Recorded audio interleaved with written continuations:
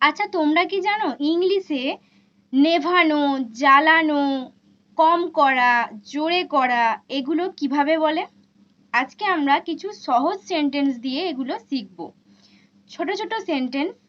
দেখো আমি বলছি, প্রথমটা বলছি ফ্যান মানে পাখা আস্তে করে দাও। পাখা আস্তে করে দাও। Turn down the fan. Turn down the fan অর্থাৎ পাখাটা আস্তে করে দাও। আমি এটা বলছি। পাখা জোরে করে দাও। Turn up the fan. Turn up the fan. Light নিভিয়ে দাও। Turn off the fan. Turn off the fan. অথবা আমরা এটাকে বলতে পারি put off. Put off the light. Put off the light. Next, light জ্বালিয়ে দাও। টার্ন টার্ন বলো on. Correct. Turn on the light বা পুট অন দ্য লাইট। আচ্ছা, এবার যদি বলি তাতে কি, so what. So what. Next, যাই হয়ে যাক না কেন, হোয়াট এভার।